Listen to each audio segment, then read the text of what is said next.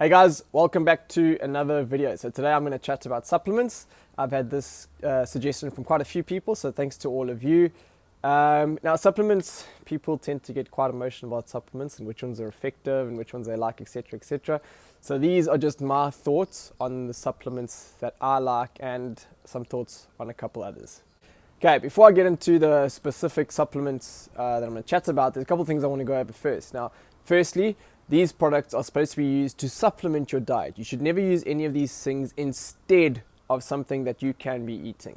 Okay. Secondly, there is a bit of this idea that some of these things can be used as a shortcut to results. Now, that is the wrong idea to have. These are never going to be a shortcut. They can help and assist in certain ways, but if you think they're going to get you to your goal faster, an easier route to get there, that's the wrong attitude to have. Okay, the first product I'm going to chat about is caffeine. Now, this will generally be used as a pre-workout, so before you train. Caffeine's been shown to be good for increasing your stamina as well as increasing your mental alertness. Now, you can get this in various different forms. You can take it in tablets and powders, etc, etc. But you can also just get it from a good old cup of coffee. So anywhere from about 100 milligrams to upwards to like 300 milligrams before your session can be beneficial. A cup of coffee is about 100 milligrams, maybe a little bit less. And that can be pretty beneficial. There has been some studies which show that taking a caffeine break can increase your sensitivity to it. So generally what they suggest is using caffeine for a period of like 3 weeks, take a week off, and keep going like that, and that can increase your sensitivity to caffeine and increase the benefits you get. Okay, supplement number 2, I'm going to chat about creatine. So every mom thinks this is the gateway supplement to steroids. It's not that. So creatine, your body is already producing it already. Everyone is. It's used in energy production for certain activities, and supplementing that can obviously increase the amount of energy that your body is able to produce and is there available for when you're doing these activities. There have been some studies which show that there's a certain amount of people which are non-responders, so they'll take the supplement and they don't get any benefit, but it's pretty small. It's around the 10% mark. Creatine there are quite a few different forms of it, but the most beneficial and the most studied one is creatine monohydrate. It is the cheapest one, and that is the one that I suggest people take. Okay, next one I'm going to chat about is protein. Now, there's quite a few different forms of protein out there. Each one is going to have a slightly different benefit, but they are quite useful. The problem with protein is that people tend to use protein powders instead of getting these protein from their diet, which, as I said earlier, is not the right thing to do. Another problem with proteins is it can be quite difficult to find really, really good ones, and you often find that the good ones, the decent powders, are going to be quite expensive. Okay, the last supplement that I suggest is something like a fish oil or omega-3 or 6 oil, something like that.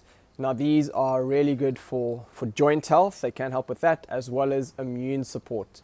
The problem with these, though, is similar to protein, they can get quite expensive. Now, the ones down to the lower end of the scale, the cheaper ones, aren't that great, and the more expensive ones you find, those are the better ones that you want to go for. Okay, next I'm going to chat about a few supplements which are very popular but haven't been shown to be that effective.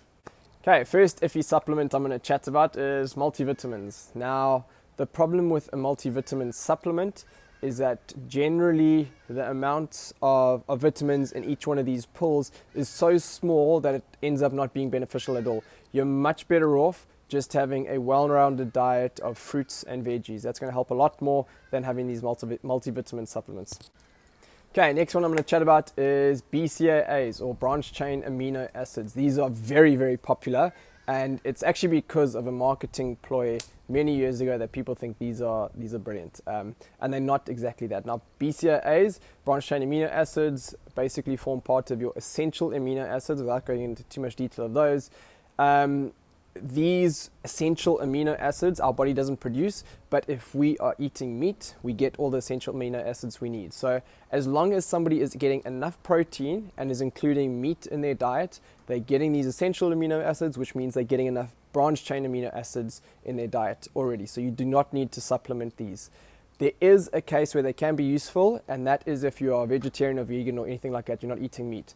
This is when a branched-chain amino acid supplement can be useful, but for the vast majority of people, that's not the case. Okay, last sketchy supplement I'm going to chat about is your pre-workouts. Now, pre-workouts are usually jam-packed with different ingredients, and all of these ingredients will have a different effect. Whether they are effective or whether those are beneficial or not, up for debate. Now, the most important one that you need to look out for in your pre-workout is caffeine. As I said before, anywhere up to sort of 300 milligrams per serving is what you're looking for. Other ingredients really comes down to personal preference. If you enjoy the feelings and the effects you get from those pre-workouts, cool, go for it. But if you don't like those dizzy feelings and the tingly feelings that you get from some pre-workouts, maybe steer clear of those. Guys, thanks for watching. I hope that was informative, and I will check you next time. Thanks.